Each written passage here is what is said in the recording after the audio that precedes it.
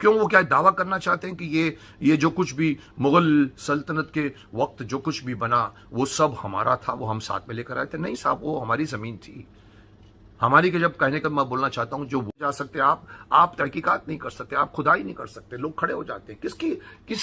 किसका आप समर्थन ले रहे हैं? मुगल्स का, जिन्होंने आक्रमण किया, अंग्रेजों का, जिन्होंने व्यापार के बहाने हमारे देश को 200 साल तक 300 साल तक रूल किया, आप उनका समर्थन कर रहे हैं?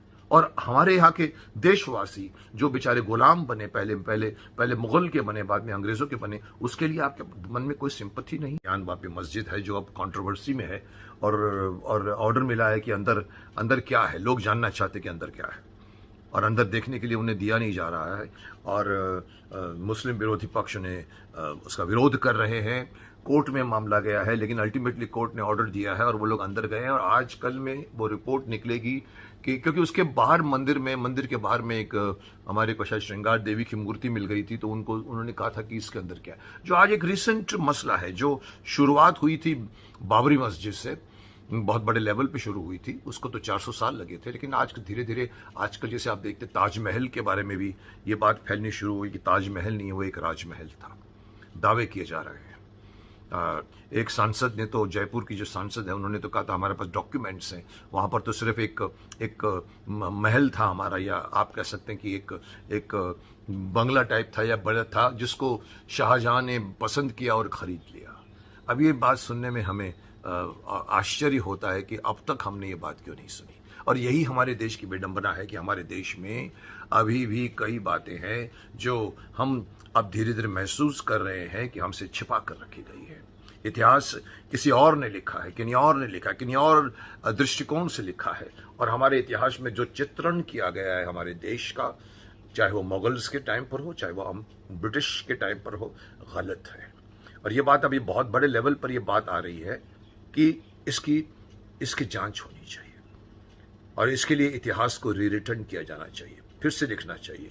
कई ऐसी बातें हैं जो अचंभित करने वाली है, उसको उभारने की जरूरत है। लेकिन जैसे ये हमारे चैनल के एडिटर हैं जो कह रहे हैं कि भाई आजकल सब लोगों को एक शौक हो गया है, खुदाई करो खुदाई करो खुदाई करो, इसके नीचे क्या है, उसके नीचे क्या है। मैं उनको ये बात बताना चाहता हूं कि इसे आप लाइट ढंग से क्यों ले रहे हो? आप इसका मजाक क्यों बना रहे हो? ये कोई हर आम आदमी हर जगह पे खुदाई नहीं करना चाहता। एक खास इंफॉर्मेशन मिलती है इतिहासकारों की तरफ से, और आजकल ये बातें धीरे धीरे बाहर आ रही हैं, और ये सच है। मैं इसे मानता हूं, लोगों को भी इसे मानना चाहिए। मैं एक एग्जांपल देता हूं। फॉर एग्जांपल, अब ये काहे को ये बात के पीछे एक सबूत मांगे जा रहे हैं कि ये होगा, आप निकाल के दिखाइए, कब बोलते इसके नीचे शिवलिंग है, अब उसको खोदिए मालूम पड़ेगा। मैं आपको एक छोटी सी बात अपनी तरफ से, अपने दिमाग से, जहां तक मेरा दिमाग चलता, मैं कहना चाहता है। हमारे हिंदुस्तान में कौन रहते थे पहले? 5000 साल का जो हमारा इतिहास है उसमें कौन रहते थे? आपको सबको मालूम है। मुगल्स आए, शायद 700-800 साल पहले आए, हमले हुए, सोमनाथ के मंदिर तोड़े गए, मोहम्मद गजनी से लेकर, मोहम्मद गौरी से लेकर, तैमूर लंक से लेकर बाबर आए, अकबर आए, हुमायूं आए, जहांगीर आए, शाहजहां आए, औरंगजेब आया, और हर एक की अपनी अपनी कहानी लोगों को थोड़ा थोड़ा अंदाजा है, लेकिन पूरी तरह की कहानी किसी को भी नहीं बताई गई है, क्योंकि इतिहास जो है वो कुछ जानबूझकर किसी और के परिप्रेक्ष्य में लिखा गया है, असलियत नहीं बताई गई है। तो मुगल्स, मैं इतना सिर्फ कहना चाहता हूं, क्या इसमें कुछ सोचने की जरूरत है कि जब मुगल्स आए थे तो क्या वो अपने साथ अपने बंगले उठाकर लाए थे, अपने घर से पत्थर उठाकर लाए थे, जमीन साथ में लाए थे? नहीं लाए थे ना। आए तो सिर्फ हिंदुस्तान में थे ना। जहां जहां भी उन्होंने लूटा, मारा, पटा, और उसके बाद में राज किया, लोगों को गुलाम बनाया, वहां पर रहने लगे, दिल्ली के शासन पे बैठ गए, सब उनके हाथ में था, इसलिए। और उसके बाद में अंग्रेज आए। अंग्रेज भी तो क्या अपने साथ में तो जमीन लेकर नहीं आए थे, जहां भी आए उन्होंने अपनी अपनी इमारतें खड़ी की, और उसके ऊपर उन्होंने नाम लिखे अपने रोड्स के। तो मैं इससे भी इतना पूछना चाहता हूं कि अगर कोई भी इमारत, या आप कहो चाहे वो ताजमहल हो, चाहे वो लाल किला हो, चाहे वो जैसे बाबरी मस्जिद थी, या फिर आप जैसे अभी आजकल जो ये मस्जिदें बन रही हैं वो बनी हैं, वो डेफिनेटली बाद में बनी है ना। तो जब बाद में बनी होगी तो वो जमीन किसी न किसी की तो होगी, किसी से छीन ली गई होगी। मंदिर था कि नहीं मुझे नहीं मालूम, लेकिन लेकिन उस चीज को बनाने के लिए उस जगह को खाली कराना जरूरी होता है। तो यह हुआ होगा। इसमें किस बात का डाउट है आप लोगों को? क्यों इसके ऊपर दो पक्ष खड़े हो जाते हैं? क्यों वो क्या दावा करना चाहते हैं कि ये जो कुछ भी मुगल सल्तनत के कहते नहीं साहब, वो हमारी जमीन थी। हमारी के जब कहने का मैं बोलना चाहता हूं जो लोग उनसे पहले रह रहे थे। एक और छोटा सा एग्जाम्पल, तो कश्मीर से जब लोगों को विस्थापित किया गया, जब वो अपने अपने घरों को एक रात में छोड़कर भाग आए, तो कोई भी किसी को देकर तो नहीं आया होगा, बेचकर तो नहीं आया होगा। उसके बाद से जो लोग ने वहां रहे होंगे, उन्होंने इस पर कब्जा कर लिया होगा।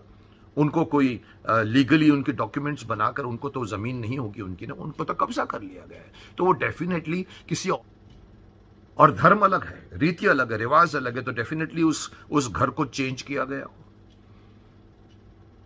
वहां अगर मुस्लिम रहते तो अपने हिसाब से उस घर को चेंज करेंगे, क्योंकि इबादत अलग होती है, पूजा अलग होती है। तो वहां तो डेफिनेटली हुआ होगा। तो वहां पे तो कोई सबूत की जरूरत तो नहीं है कि ये भाई इसके नीचे क्या है, इसके नीचे क्या नहीं। इसके नीचे डेफिनेटली हिंदुओं की प्रॉपर्टी है। तो अगर मुझे हैरानी होती, इवन अगर बहुत दूर भी थोड़ा सा जाएं, तो पाकिस्तान देख लीजिए आप। जब बंटवारा हुआ, कई लोग वहां से भाग कर आए। हमारे घर वाले भी वहां से पार्टीशन के बाद 47 से वहां से निकले थे। कई लोग तो ऐसे ही निकल गए, कुछ लोगों ने शायद बेचा भी होगा, पर वक्त नहीं था बेचने का, और वो निकल आए। और उसके ऊपर वहां डेफिनेटली वहां के रहने वाले जो बच गए थे, जो मुस्लिम्स थे, डेफिनेटली उन्होंने वो घर को हथिया लिया होगा या कब्जे में ले लिया होगा। घर से कोई आदमी चला जाए, अपने घर को देखे वहां पर, तो वो बोलेगा कि ये मेरा घर यहां पर था, पर ये मेरे को पहचान में नहीं आ रहा। तो डेफिनेटली बदलाव तो होगा, क्योंकि रहने वाले अलग है, उनकी रीति रिवाज अलग है। तो जब यहां ये हो सकता है, तो मुगल्स के टाइम पे क्यों नहीं हुआ? मुगल्स के टाइम पे क्यों नहीं हुआ? मुगल्स के टाइम पे भी जो कुछ भी वहां इमारतें होंगी, या तो तोड़ दिया गया होगा, या उसके ऊपर अपनी इमारत खड़ी की होगी। अब आप कहे कुतुब मीनार बन गया, आप कहे ताजमहल बन गया, आप कहते हैं चलो दुनिया भर की चीजें बन गई, तो डेफिनेटली वो फेर फार करने के बाद ही बनी होगी। आज हमको अपना इतिहास वापस चाहिए। आज हम अपना इतिहास जानना चाहते हैं। दुनिया जानना चाहती है कि अरे भाई इसके पहले तो मंदिर था। अगर मैं कहता हूं कि बात सिर्फ इसलिए नहीं हो रही है कि मस्जिद, मंदिर तोड़कर मस्जिद अगर बना है, तो जरूरी नहीं है कि मस्जिद को तोड़कर मंदिर बनाया जाए। लेकिन कबूल तो कीजिए। मैं यहां तक चाहता हूं कि ये पता लगा जाए कि ये जो अभी बनी हुई है, वो शाहजहां ने बनाई थी कि नहीं बनाई थी। इससे कोई धर्म का, अगर शाहजहां ने वो इमारत खरीदी थी या हथिया ली थी या खरीदी थी, जैसे कहते हैं जयपुर घराना कहता है कि उन्होंने ये जमीन हमारे पास थी, हमारे पास पेपर्स हैं, तो उन्होंने वो मकान ले लिया होगा जिसका नाम चेंज करके ताजमहल रखा होगा। राजमहल तो रखेंगे नहीं। तो इसमें कंट्रोवर्सी किस बात की है? ये चीजें ये बताती हैं कि जो कोई भी आता है, वो पुरानी जमीन को चेंज करके अपना स्ट्रक्चर खड़ा करता है। तो उन्होंने खड़ा किया होगा। मैं अंत में एक छोटा सा और आर्ग्यूमेंट दूंगा। मैं गूगल से देख रहा था, गंगा नदी गंगोत्री से निकलती है, और जाके बांग्लादेश में जाके वहां पर पूरी गंगा नदी का पूरा, नॉन बिकॉज मैं गंगा पुत्र हूं इसीलिए, पर मुझे लगा कि मुझे बहुत इंटरेस्ट है इस बातों में। मैंने कहा चलो गंगा नदी का पूरा रास्ता देखते हैं। मैं एक दिन बैठ गया कंप्यूटर के सामने, गूगल खोल के मैंने गंगोत्री से मैंने पूरी गंगा की यात्रा देखी, कैसे गई, यहां से आई, इधर गई, यहां से गई, ऐसे आके ऐसे आके ऐसे आके ऐसे आके ऐसे आके, और धीरे धीरे वो ऋषिकेश पहुंची। ऋषिकेश के बाद में बीच में टहरी डैम आया, फिर टहरी डैम आया, फिर ऋषिकेश आया, फिर उसके बाद में हरिद्वार आया, और उसके बाद में गंगा धीरे धीरे बढ़ते बढ़ते पटना तक पहुंची होगी। मैंने एक चीज गौर किया, आप भी देखिएगा तो गौर कीजिएगा। मैंने डिटेल्स में गूगल में नजदीक जाकर देखना शुरू किया। गंगोत्री से लेकर हरिद्वार तक आपको हजारों मंदिर मिलेंगे बीच में। चंडी का मंदिर होगा, शिव जी का मंदिर होगा, अंबे का मंदिर होगा, ब्रह्मा का मंदिर होगा, विष्णु का मंदिर होगा। आपको जगह जगह पर आश्रम मिलेंगे, हिंदुओं के आश्रम मिलेंगे, क्योंकि लोगों ने जगह जगह पर जगह लेके बना दी है। लेकिन आप जैसे ही हरिद्वार क्रॉस करोगे, 200-300 आश्रम बन गए हैं साधुओं के, संतों के, और लेकिन अब जैसे ही अगर आपको नाम सब मिलेंगे हिंदू, लेकिन जैसे ही आप हरिद्वार क्रॉस कर जाओ, आप यूपी में एंटर करो, आप देखो आपको सडनली नाम चेंज हो जाते हैं। गढ़ आ जाता है, पुर आ जाता है, शाहजहांपुर हो गया, मुजफ्फरगढ़ हो गया। आप जितने भी नाम पढ़ोगे आपको मिलेंगे कि मुगल शासन से ये नाम आए हैं, तो पहले के नाम क्या नहीं थे वहां पर। आप देखिए, आपको मुजफ्फरगढ़ मिलेगा, शाहजहांपुर मिलेगा, मिर्जापुर मिलेगा, या जितने भी नाम उनके होते हैं उन उसके हिसाब से, इवन इलाहाबाद, इवन ऑल दोस्त करते करते करते अगर आप नीचे तक आते जाएं तो आपको रास्ते में सारे के सारे ये सब अतिक्रमण वाले लोग हैं। इन्होंने अतिक्रमण किया होगा तो वहां के लोगों का नाम भी हिंदुओं पर नहीं है। हिंदू वहां रहते थे पहले, ये बात पे तो कोई कंट्रोवर्सी, कोई भी कॉन्टेस्ट नहीं कर सकता, कोई भी मुगल का वंशज या कोई भी आज के मुस्लिम्स भी हम पहले से रहते थे। नहीं साहब, आपकी आबादी उस वक्त बहुत कम थी, और वो नाम अगर उसके अंदर अगर हम जांच पड़ताल करते हैं तो ये जैसे हमारे एडिटर महाशय कहेंगे सबको खुदाई का शौक है, जमीन के अंदर तो कुछ भी तो निकलेगा ही ना। अरे साहब, लेकिन इसके साथ हमारा इतिहास जुड़ा हुआ है, आप क्यों मजाक उड़ा रहे हैं इस बात का। कबूल कीजिए कि इस वक्त इतिहास की छेड़छाड़ करनी बहुत आवश्यक है।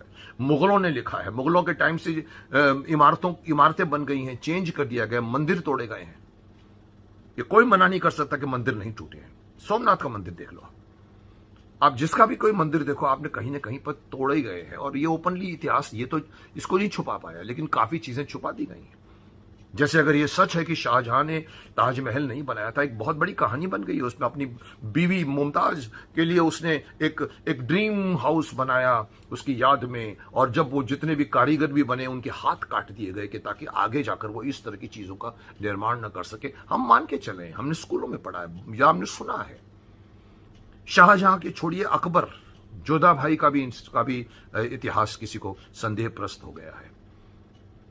आप ये भी कहते कि अनारकली नहीं हुई थी, एक मुगल आजम फिल्म बन गई, उस पर अनारकली फिल्म बन गई है। हमको ये सब सिखाया गया है, हमने कबूल किया है, उस वक्त कोई कंट्रोवर्सी नहीं। लेकिन आज सडनली माहौल चेंज हुआ है।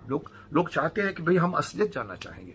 क्यों ऐसी सब चीजें जो क्यों दुनिया भर औरंगजेब रोड होता है, या अकबर रोड होता है, या फिर जहांगीर पुरा होता है, या फिर आप अंग्रेजों के नाम के ऊपर एलिजाबेथ रोड होता है, सेंट जेवियर्स रोड होता है। ये सब नाम कहां से आए हैं? पहले तो थे नहीं ना, चेंज तो किए होंगे ना। जब उन्होंने चेंज किए हैं तो क्या हम नहीं चेंज कर सकते?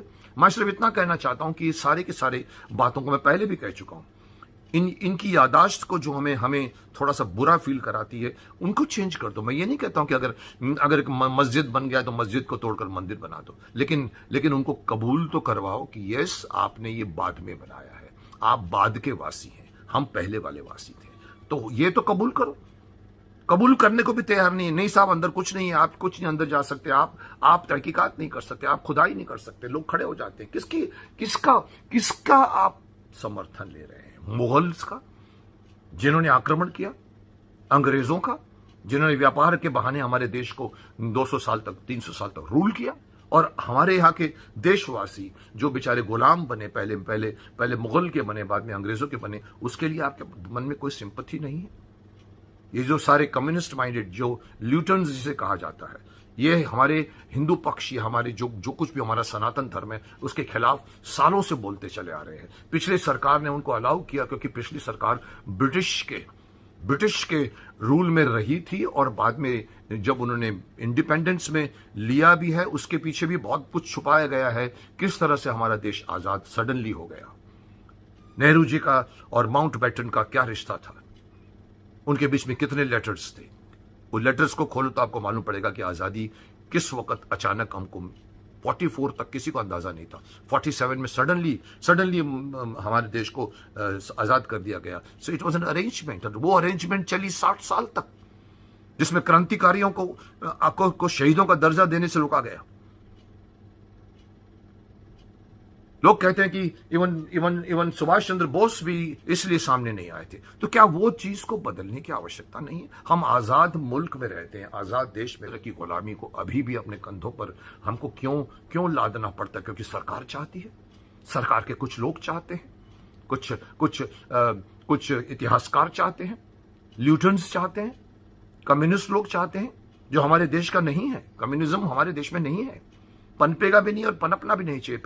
फिर भी दावा करते हैं वो लोग, फिर भी हमारे माइंड को कुलूषित करने की कोशिश करते हैं। तो मैं ये कहना चाहूंगा कि इस तरह का मजाक मत उड़ाइए आप। और इतिहास को जानने की कोशिश हो रही है तो बीच में इस तरह की बातें मत करिए कि क्यों खुदाई कर रहे हो आप साहब। अरे साहब, आप कहां के हैं? आपको अपने देश पर गर्व नहीं है, आपको अपने देश पर गौरव नहीं होता, आपको अपने देश के सनातन धर्म पर कोई गौरव नहीं है। आप चाहते हैं कि जिस तरह से प्रगति हो रही है, प्रगति हुई थी, हमको गुलाम बनाया गया था, हम चुपचाप एक्सेप्ट कर लें, आगे बढ़ें, प्रगति करें, मटेरियलिस्टिक वर्ल्ड में जाए। क्यों साहब? शर्म आनी चाहिए आप लोगों को। मैं तो यहां तक कहूंगा कि जो लोग भी इसका विरोध करते हैं उनको शर्म आनी चाहिए। हम सिर्फ हकीकत जानना चाहते हैं, हम सिर्फ करेक्ट इतिहास आने वाली जनरेशन को पढ़ाना चाहते हैं। हम ये नहीं चाहते कि आपस में दंगे फसाद हो या मस्जिदें तोड़कर मंदिर बनाई जाए, लेकिन कम से कम कबूल तो कीजिए कि हाँ, हमारे मंदिर को तोड़कर मस्जिद बनी थी। मैं इतना ही सिर्फ चाहता हूं, और यही इतना ही, हाँ, हमारे मंदिर को तोड़कर मस्जिद बनी थी। मैं इतना ही सिर्फ चाहता हूं, और यही इतना ही होना चाहिए। बट प्रूव होना चाहिए कि गलत इतिहास में हम जी रहे थे। इतिहास हमको आगे बढ़ने की सीख देता है। अगर गलत इतिहास होगा, हम गलत आगे बढ़ेंगे। अगर सही इतिहास होगा, आज के युवा लोग सही डायरेक्शन में जाएंगे, जिसकी बहुत बड़ी आवश्यकता है। तो सरकार को भी मैं कहूंगा कि इस अभियान को मत रोको। बहुत विरोध होगा, लेकिन शांति के तरीके से इसको अपनाइए, आगे बढ़िए और एक्सपोज कीजिए उन सारे इतिहासकारों से जो हमारे नहीं।